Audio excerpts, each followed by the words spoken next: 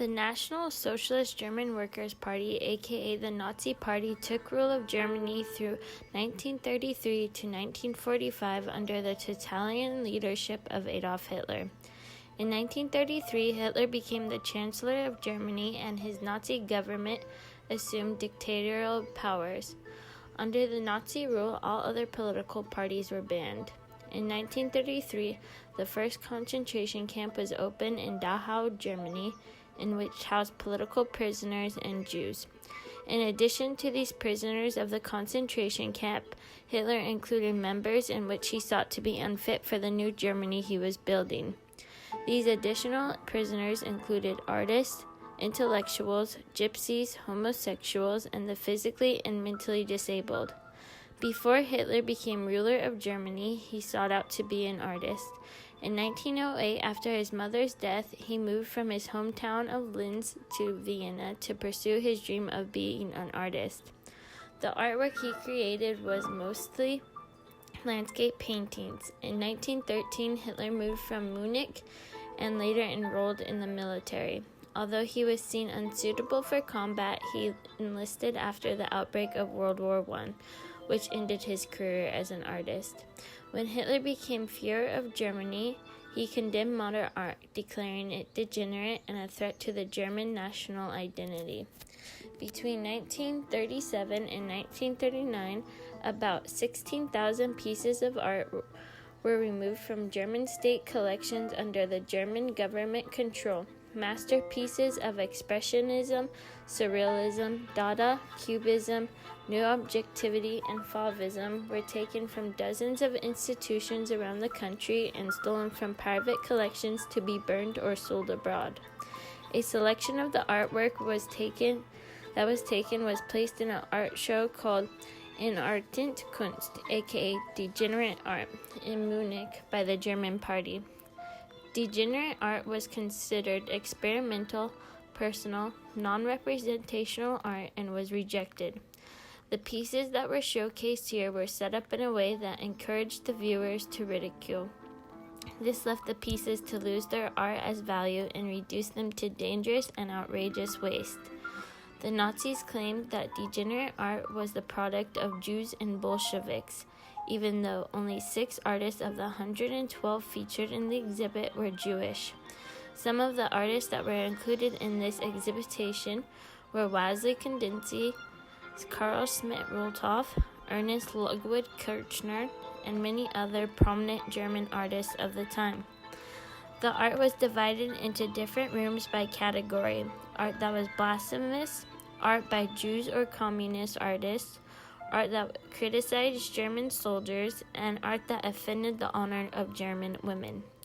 Much of the art in Entartete Kunst was ultimately lost or destroyed, and the identity of specific works included in the exhibition could not be easily established.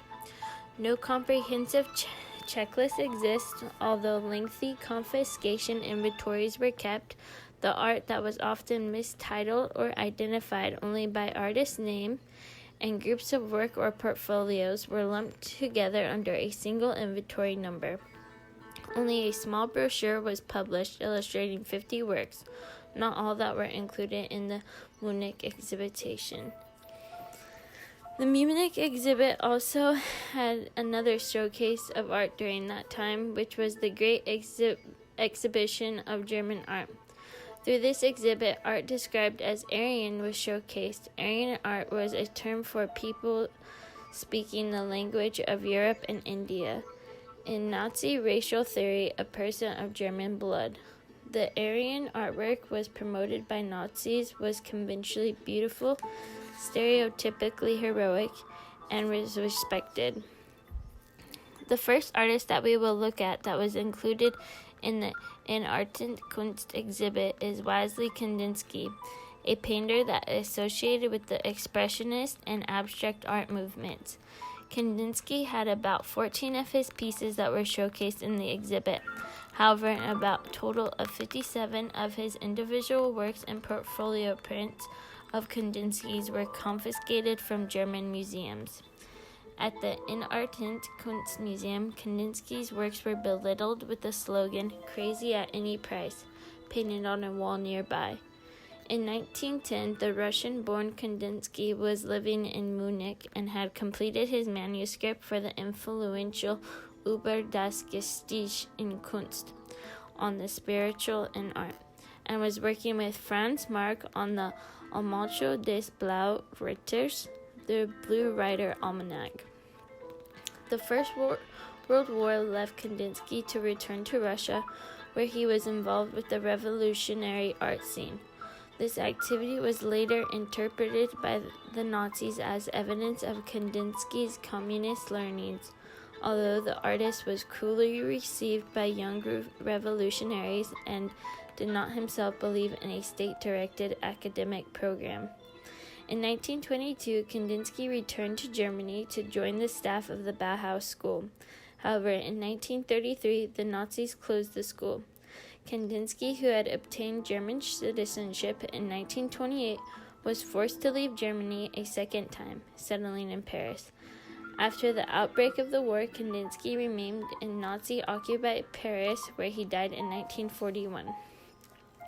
The next artist that we will look at, which was also ridiculed by the Nazis and included in the Munich exhibit, is Karl Schmidt-Rottluff, a German painter that was associated with the Expressionist movement, Die Bruch. Schmidt-Rottluff was an Expressionist painter and printmaker.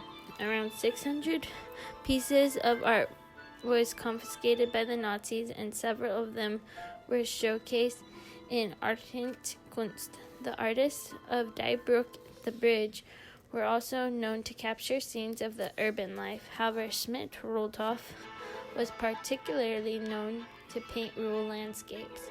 He was also interested in woodblock cuts like the other Bruch artists. In 1911, Schmidt-Rottluff and other Bruch artists moved to Berlin, where an interest in Cubism and African sculpture evolved.